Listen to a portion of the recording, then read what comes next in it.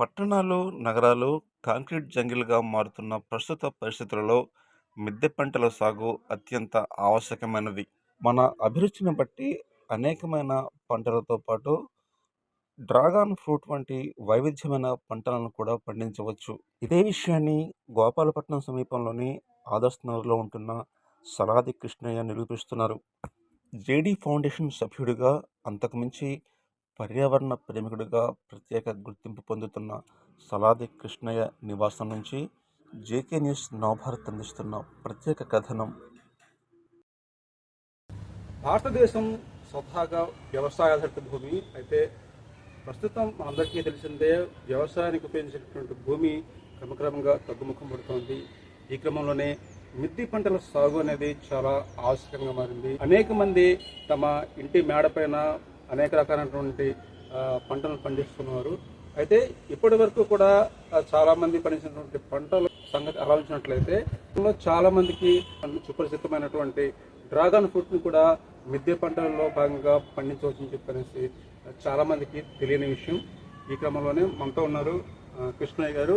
ఆయన మిద్దె పంటల్లో భాగంగా డ్రాగన్ ఫ్రూట్స్ ని కూడా పండిస్తున్నారు. దీనికి సంబంధించి వివరాలు తెలుసుకుందాం. నమస్తే సార్. ఏంటి అసలు డ్రాగన్ ఫ్రూట్ అనేది మీకు తెలిసి ఎక్కడి నుంచి వచ్చింది, ఏంటి మీకు అవగాహన? ఈ యాక్చువల్గా అంటే మా మిద్దె తోటలో ఇంట్రెస్ట్ పెట్టి నేను ఇతర కూరగాయలు అయితే పండించడం జరుగుతుంది. ఈ క్రమంలో మా మిత్రుడు పూజారి శ్రీనివాసరావు అని అతను ఒక బొమ్మ ఇవ్వడం జరిగింది. యాక్చువల్గా చైనా అనేది అని అంటారు, కానీ భారతదేశానికి బ్రహ్మజముడు తాలూకా అయితే చాలా విలువైన పోషకాలు ఉంటాయి. మంచి రుచిగా కూడా పండు ఉండటం. మా డ్రాగన్ మిద్దె తోటలో అయితే సంవత్సరంన్నరకే కాపు డ్రాగన్ ఫ్రూట్ తింటుంటాడు అన్నమాట. ఇది సరే, మా మిద్దె తోటలో డ్రాగన్ ఫ్రూట్ ఒళ్ళే బాగానే వస్తున్నాయి. కూరగాయలతో పాటు ఇవి కూడా పండిస్తాం. సాధారణంగా ఇప్పుడు మన ఏజెన్సీలు కూడా చాలా విస్తారంగా పండిస్తున్నారు. అంటే మీరేమన్నా ఇక్కడ అంటే రేపుగా పెరగడానికి ఏమన్నా జాగ్రత్తలు తీసుకుంటారు? ఎరువులు కానీ అలాగే ఎరువులు అయితే ఏమీ వేయట్లేదండి. మొత్తం మా కిచెన్ గార్డెన్ దీనికి మొత్తం అందరూ కిచెన్ వేస్ట్ వేస్తున్నాం.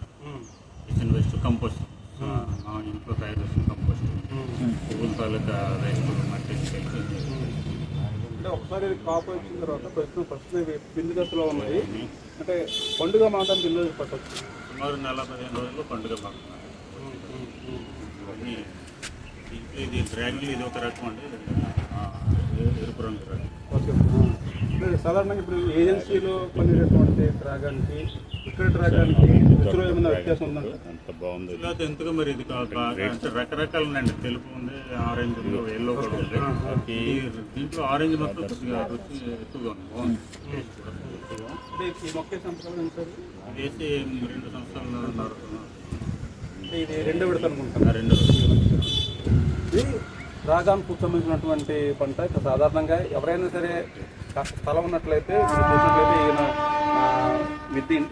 ఇంటి మేడ మీద ఉన్నటువంటి స్థలాన్ని ఈ విధంగా ఉపయోగిస్తారు.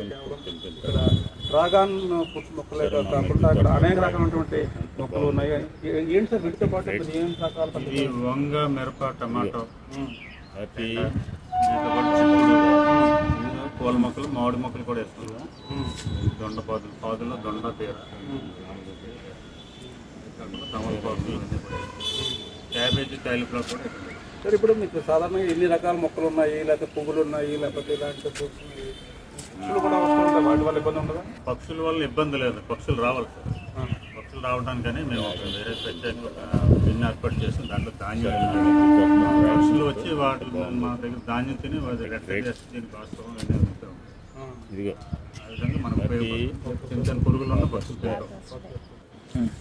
ఇది జేడీ ఫౌండేషన్ సభ్యుడు ఆయన. మనం చాలాసార్లు ఆయన పర్యావరణ ప్రేమికులు చెప్పుకుంటారు. ఇది తక్కువ అవుతుంది. ఇంటిపైన ఉన్నటువంటి స్థలంలో పచ్చటి వాతావరణం కనిపిస్తుంది. ఇక్కడ కూడా సాధారణంగా చాలామంది ఇంటి మేడ ప్రదేశాన్ని ఖాళీగా వదిలేస్తూ ఉంటారు, నిరుపయోగంగా వదిలేస్తుంటారు. అటువంటిది ఇక్కడ చుట్టూ కూడా పచ్చదనం ఉంది, అనేక రకాలైనటువంటి మొక్కలు ఉన్నాయి.